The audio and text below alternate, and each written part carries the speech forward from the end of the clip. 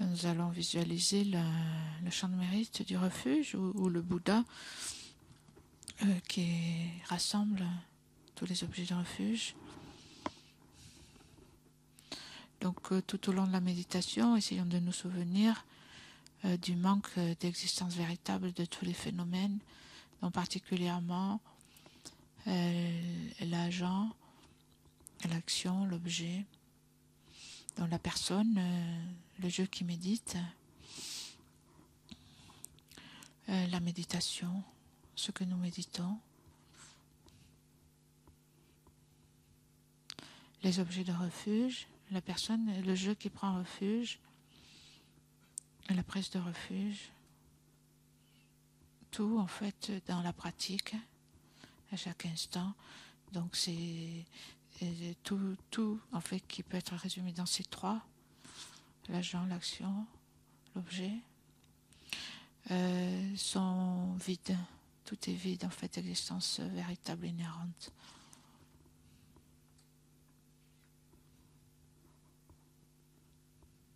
Comme par exemple, comme un rêve qui paraît vrai quand on est dans un rêve, on pense que ça se passe, ce que l'on voit est vraiment là, etc. Quand on se réveille, il n'y a rien de tout ça. Donc ici, donc c'est un exemple. Donc c'est pas la réalité, pas semblable, est semblable au rêve, mais c'est pas un rêve. C'est pas une illusion. Ce sont des exemples qui sont donnés, quelque chose qu'on prend pour plus réel, plus vrai que ça ne l'est en réalité.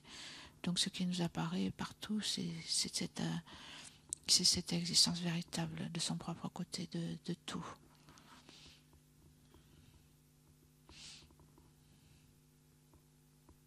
Et donc, d'après ce que l'on étudie, cela n'existe pas dans la réalité, mais en fait c'est l'apparence et la saisie de ce type d'existence véritable est un fruit en fait de l'ignorance. Donc on fait la pratique dans ce contexte. On peut prendre refuge.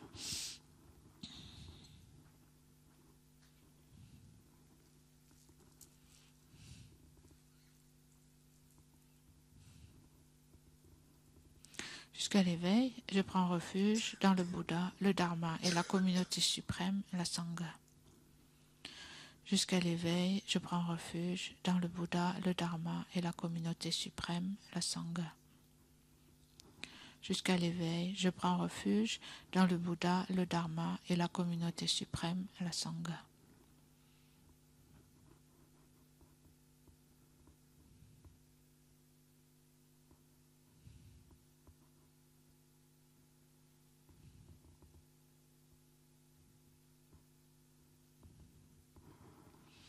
Grâce aux deux accumulations rassemblées par cette méditation, ma pratique de cette méditation, puisse-je devenir un Bouddha afin d'être bénéfique à tous les êtres.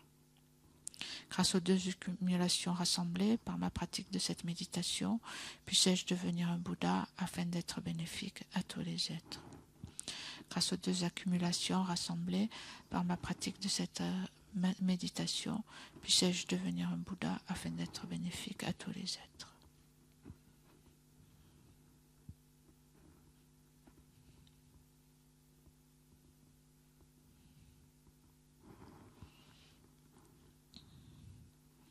Avec respect, je me prosterne par le corps, la parole et l'esprit.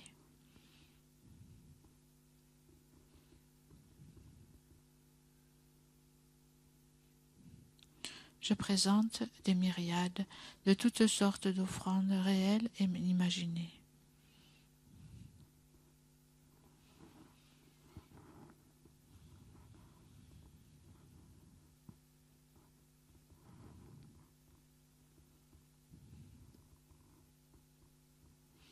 Je confesse toutes les actions négatives accumulées depuis des temps sans commencement.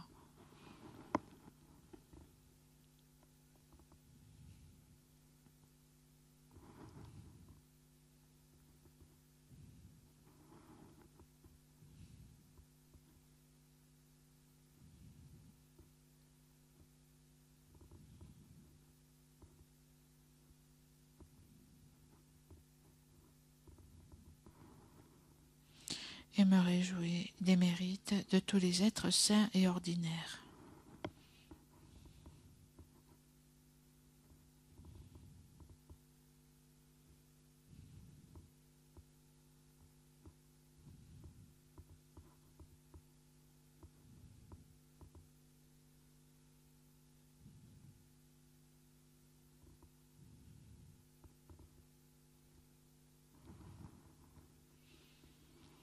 Ô maîtres et Bouddhas, demeurez, je vous prie, jusqu'à la fin du samsara et tournez la roue du dharma pour les êtres.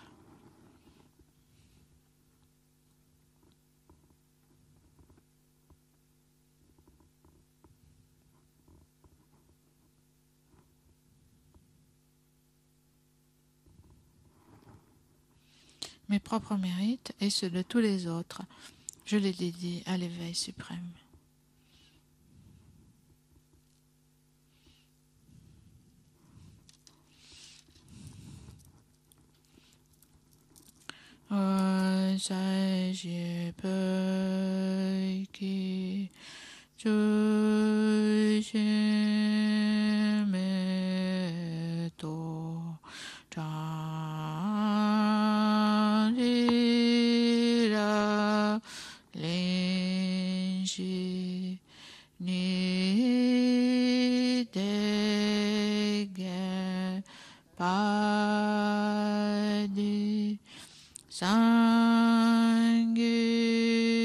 Shindu Mikte Boki Dokuna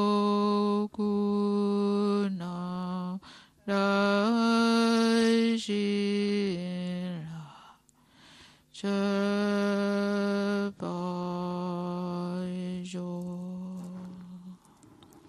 Je prends refuge et me prosterne devant le Maître et les trois joyaux précieux.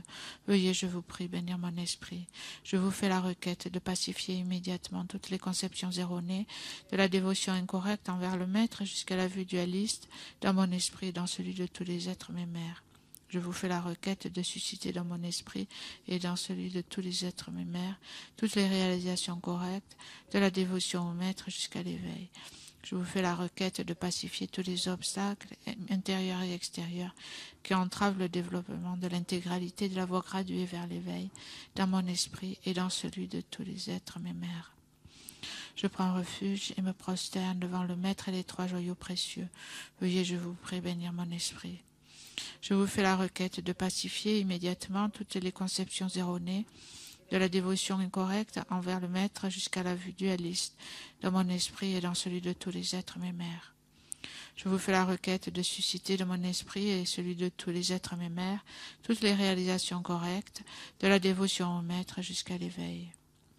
Je vous fais la requête de pacifier tous les obstacles intérieurs et extérieurs qui entravent le développement de l'intégralité de la voie graduée vers l'éveil, dans mon esprit et dans celui de tous les êtres mes mères.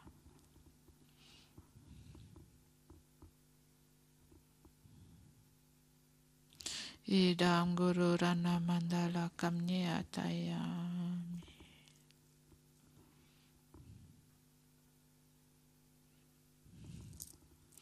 Précieux et glorieux Maître Racine, veuillez demeurer sur le lotus et le disque de lune au-dessus de ma tête.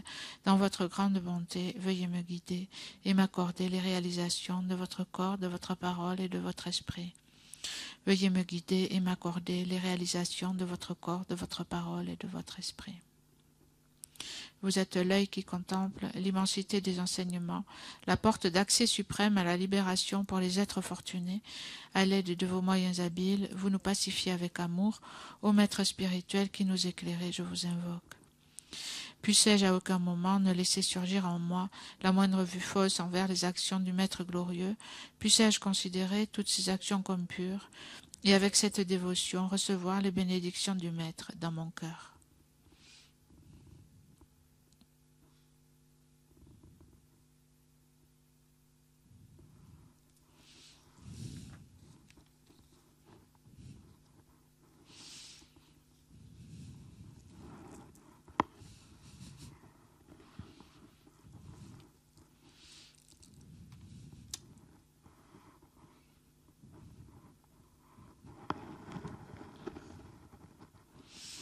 Donc hier, nous avons commencé, en fait, nous avons abordé la méditation sur le non-soi de la personne à l'aide de l'analyse en 4 points, à l'aide des 4 points. Donc nous avons parlé aussi un peu de la différence entre les écoles. Et donc, là dans les Prasangika,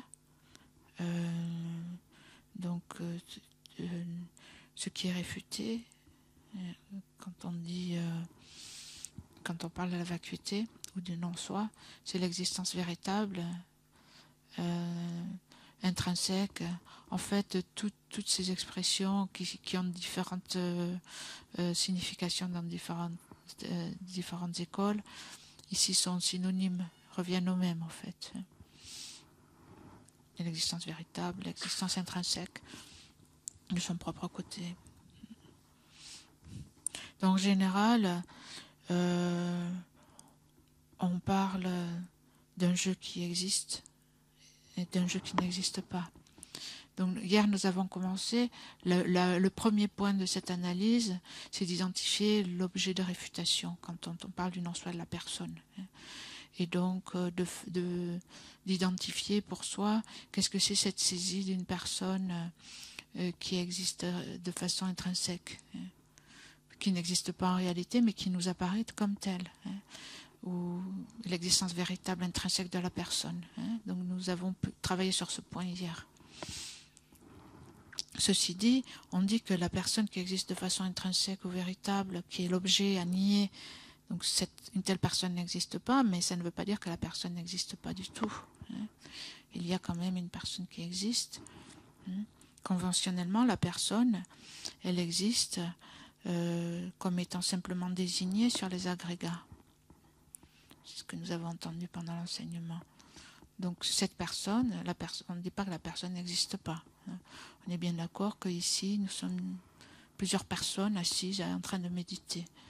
Donc on ne nie pas conventionnellement une personne qui existe. La façon dont elle existe, c'est comme étant simplement désignée en relation avec les agrégats. Mais dans celle qui n'existe pas, c'est la personne...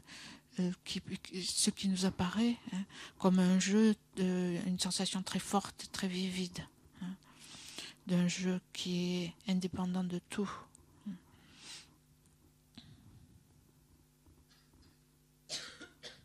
Donc pour pouvoir le nier, d'abord il faut l'identifier. Une fois qu'on l'a identifié, ensuite on dit il n'est pas si difficile que ça de voir qu'une telle chose ne peut pas exister. Et donc, pour arriver à une représentation claire de ce que cette personne avec une existence inhérente ou véritable serait si elle existait, donc il faut l'identifier dans notre expérience. Donc nous avions passé un peu de temps sur ce point, et donc on peut recommencer, continuer, essayer d'observer donc ce sentiment fort d'un jeu qui vient dans une situation, par exemple, où vous vous sentez en danger,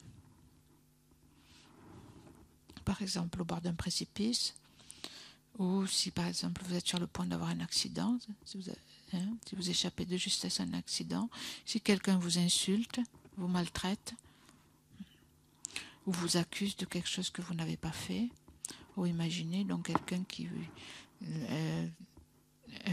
vous avez aidé en de nombreuses occasions, qui se retourne contre vous, vous insulte, répand des rumeurs à votre propos derrière votre dos, ou une situation où vous sentez une certaine injustice, où il y a ou alors dans une situation avec une émotion très forte, où quelqu'un, vous avez l'impression d'être maltraité ou traité injustement, et un fort sentiment de jeu qui s'élève. Donc, observez comment il apparaît. Donc c'est la saisie innée du jeu. Donc avec un coin de l'esprit, une partie de l'esprit, vous observez, essayez d'identifier ce jeu qui s'élève.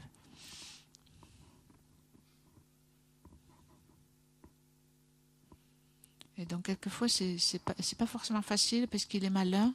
Hein, quand vous voulez le regarder, il a l'air de se cacher quelquefois. Ce jeu, justement. Tout d'un coup, il fait l'innocent, il n'est plus là.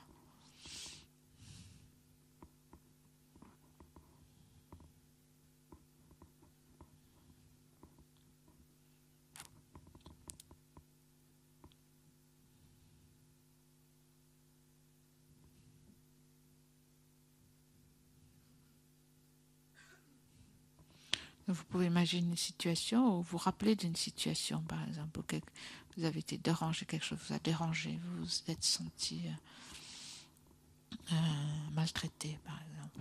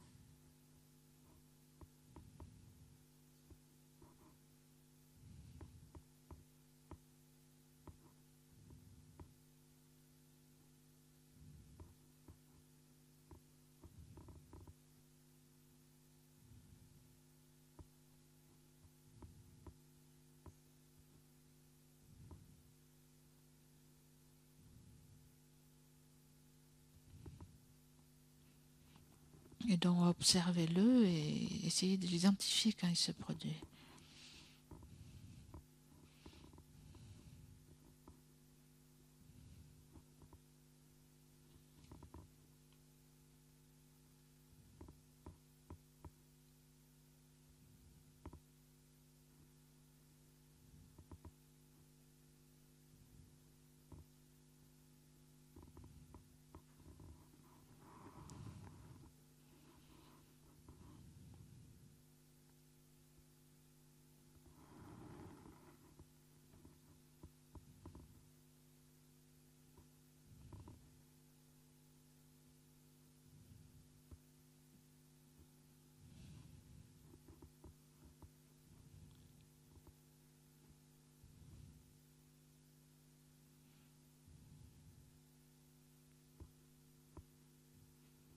Et donc, alors que on dit le jeu conventionnel est simplement désigné sur les agrégats, celui-ci, ce jeu qui existe véritablement, il n'apparaît pas du tout simplement désigné par la pensée sur les agrégats. Il apparaît justement comme s'il existait au-dessus de l'ensemble des agrégats.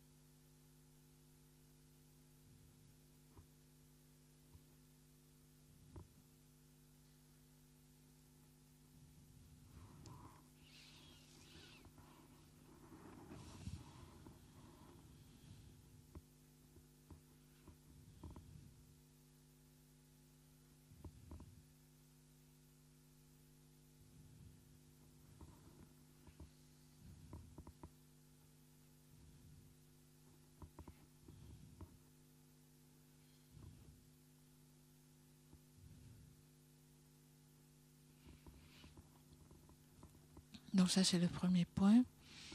Le deuxième point, c'est d'établir le recouvrement. Ce qu'on appelle le recouvrement, c'est-à-dire le fait, on comprend que si ce jeu qui existe de façon intrinsèque, donc on garde ce jeu, c'est ça le sujet. S'il existe, on dit il doit être un avec des agrégats ou séparé des agrégats. Donc on va le chercher, on va regarder s'il existe.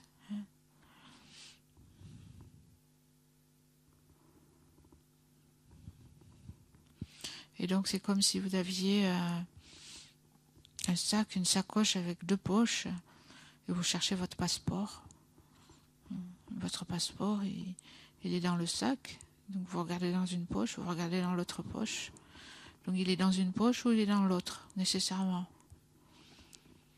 Et si vous le trouvez ni dans l'une ni dans l'autre, ça veut dire qu'il n'y est pas. Donc ici aussi, les possibilités en fait du jeu, si ce jeu existe, il est soit un avec des agrégats, soit séparé dans des agrégats. Il existe dans les agrégats ou complètement ou en dehors des agrégats. Et donc ce point ici consiste à décider, à être convaincu de ce fait, du recouvrement, qu'il est soit dans les agrégats, soit séparé des agrégats, et qu'il n'y a pas d'autre alternative. S'il existe, obligatoirement. Donc l'existence d'un tel jeu est recouverte, on peut dire, obligatoirement par le fait qu'il existe d'une façon ou d'une autre. Sinon, il n'existe pas. Il n'y a pas d'autre possibilité.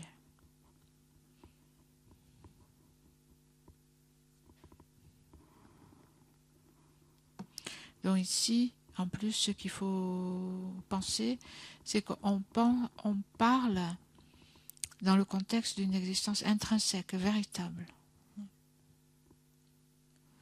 Donc c'est pas juste comme au niveau conventionnel, quand on dit on peut être un avec quelque chose, ou on peut être séparé de quelque chose, mais pas être complètement séparé ou pas être complètement un. Par exemple, on peut être séparé, mais être quand même en relation. Ici, dans le cadre d'une existence intrinsèque véritable, il faut, dans l'analyse, apporter ce sens d'existence intrinsèque. C'est-à-dire que le jeu va être un de façon intrinsèque, parce que c'est une existence véritable, donc véritablement un, complètement un avec des agrégats, où il va être séparé, complètement séparé, sans relation avec les agrégats, dans le cadre d'une existence intrinsèque véritable. Et donc les 3 quatrièmes points consistent donc à analyser ces 2 possibilités. Donc vous pouvez vous demander ce jeu. Donc c'est bien de le refaire surgir quand vous faites l'analyse. Refaire surgir ce jeu et regarder est-ce qu'il est un avec les agrégats. Et qu'est-ce qui se passe s'il était un avec les agrégats? Qu'est-ce que ça voudrait dire? Est-ce que ça vous semble plausible? Est-ce que vous pouvez trouver un tel jeu qui serait un avec les agrégats?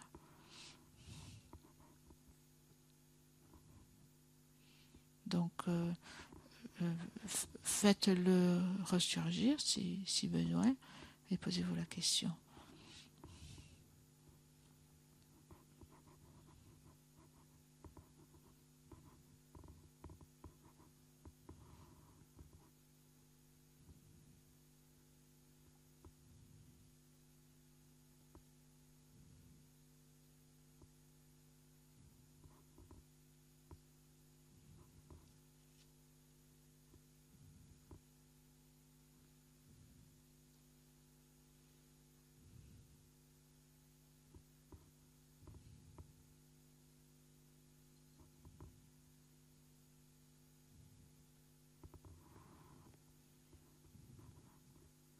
Donc quand on parle des agrégats, on parle de quelque chose de multiple. Hein.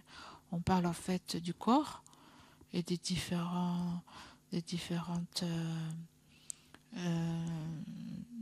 composants mentaux de l'esprit qui servent qui servent de base à la personne.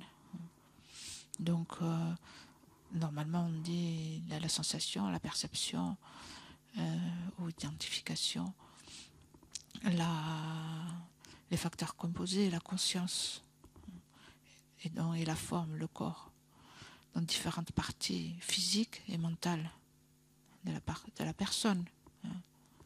Donc si le jeu est un avec ses parties, on ne peut plus parler de la personne et des parties de la personne.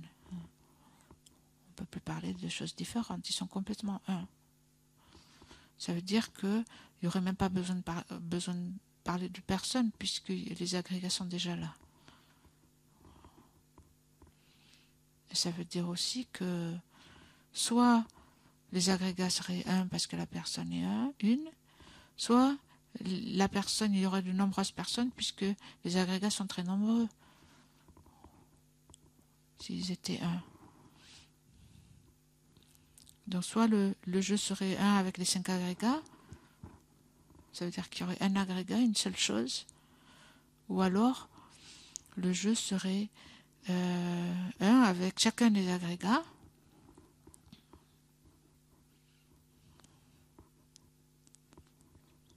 ça veut dire qu'il y aurait de nombreux jeux,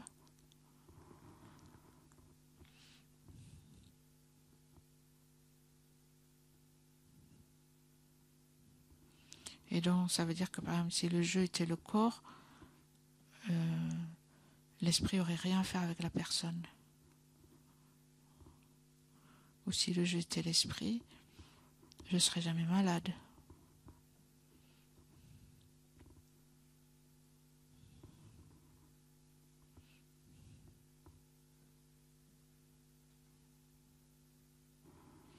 En fait, tout ce qu'on dit des agrégats devrait aussi être dit du soi et vice-versa.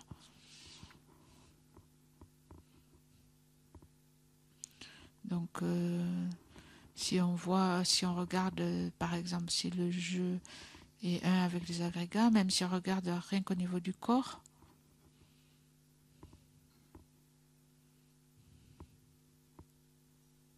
par exemple, il serait où ce jeu? S'il était dans le corps, il serait un avec quoi? Même est-ce qu'il serait un avec une partie du corps?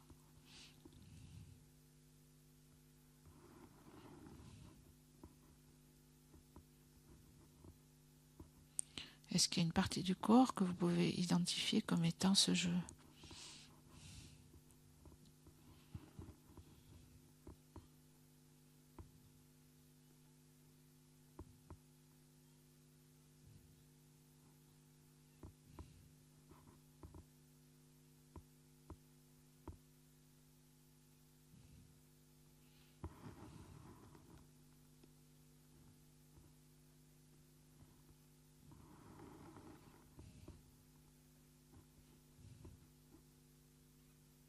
Et donc c'est utile ici, si vous avez le temps vraiment de faire la méditation, de passer en revue, hein, même de disséquer mentalement le corps. Hein. Mentalement, vous pouvez, par exemple, imaginer d'un côté la peau, les ongles, etc., les organes, la chair, les os, les liquides qui sont dans le corps. Est-ce qu'il y a un jeu dans ces parties physiques?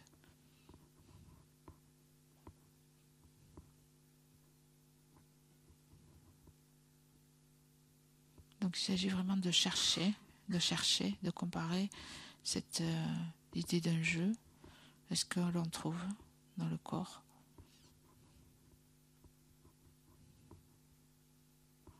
Quelquefois, on peut identifier on peut sentir par exemple un sentiment du jeu associé à une partie du corps, par exemple le centre de la poitrine. Quelquefois, on peut avoir l'impression que c'est là que je réside.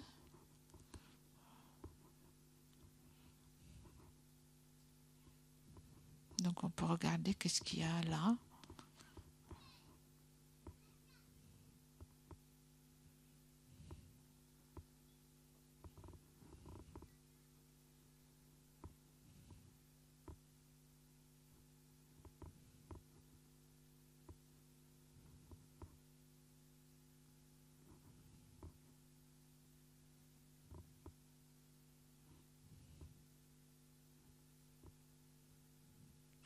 Et donc, peut-être que le jeu fait partie plutôt de l'esprit, ou est un avec la conscience.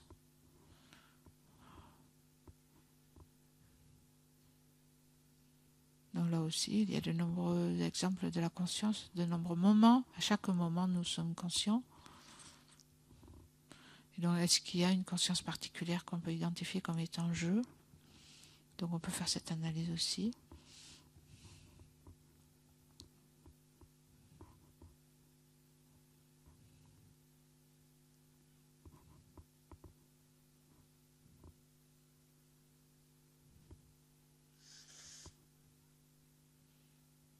Par exemple, est-ce que c'est la conscience présente? En fait, elle est déjà passée.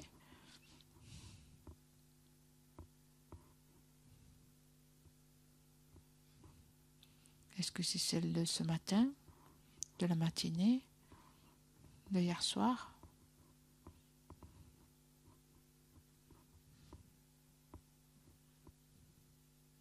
Est-ce que c'est une conscience visuelle? Est-ce que c'est une conscience olfactive, auditive, gustative, tactile, mentale?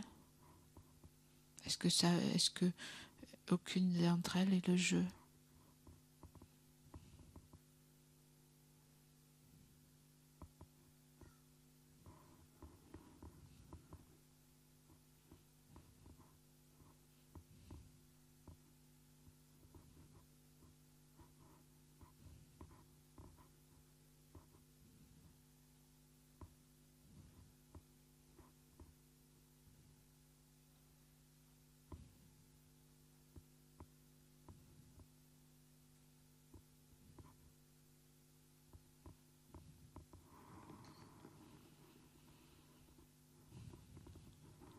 Ensuite, l'autre alternative, c'est que le jeu soit séparé des agrégats. Donc ici, intrinsèquement séparé, ça veut dire complètement séparé.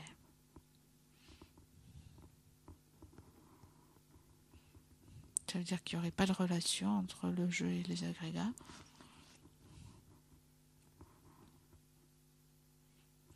Et donc le jeu aurait une nature complètement différente et séparée des agrégats autres.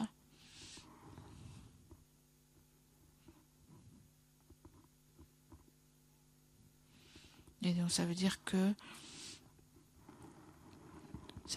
que si on élimine mentalement les agrégats, c'est-à-dire tout ce qui est physique, tout ce qui est mental, on devrait rester avec un jeu qui subsisterait comme ayant sa propre nature, indépendante, complètement séparée des agrégats. Donc vous pouvez y réfléchir un peu. Est-ce que un tel jeu, intrinsèquement complètement séparé des agrégats, existe?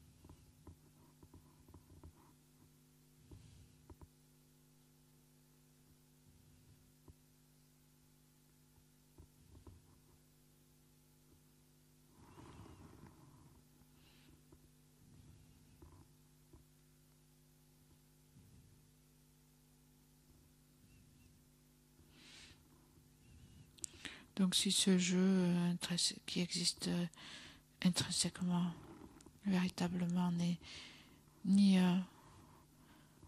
ni séparé des agrégats,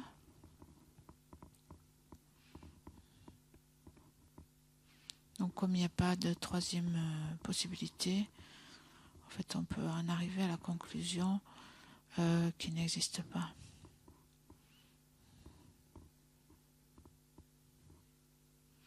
Donc si on mène l'analyse correctement, en fait on arrive à ça, un négatif non affirmatif. C'est-à-dire c'est comme si ce que je trouve c'est l'absence du passeport dans ma sacoche. Cette absence-là. Donc c'est un négatif qui n'affirme rien. Et donc c'est ce qu'est la vacuité aussi.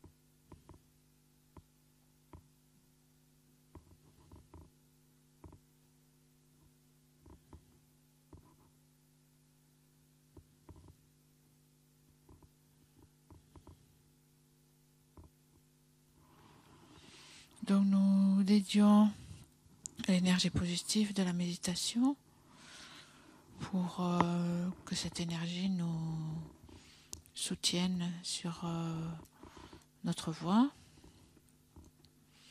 pour pouvoir continuer en fait à écouter, réfléchir, méditer pour réaliser la vacuité. Donc c'est un travail évidemment qui demande d'être continué sur le long terme.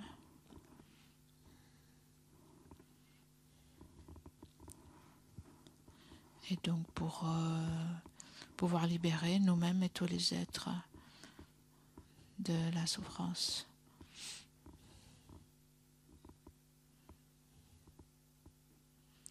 Et donc pour atteindre l'état de Bouddha.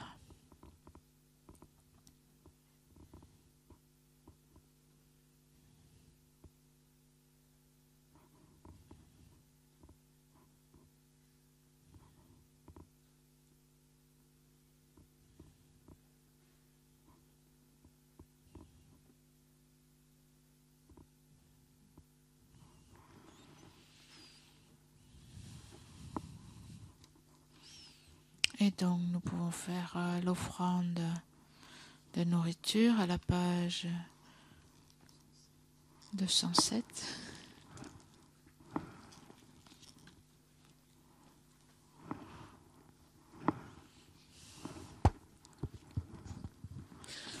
Om Aho, Om Aho, Om Aho. Lama Sa Ge Lama Che De Shin Lama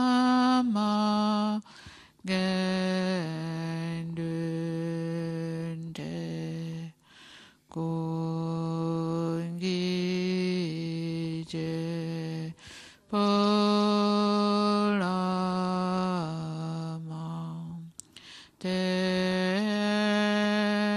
La Ma Nam La Che Pa Bo.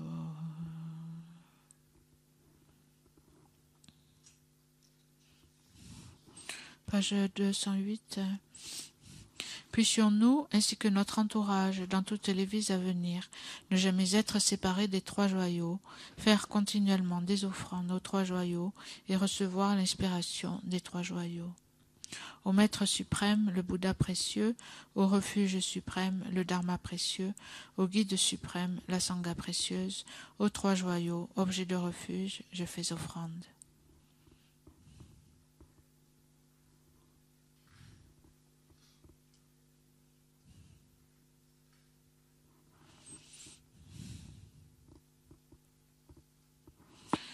Merci et bon appétit.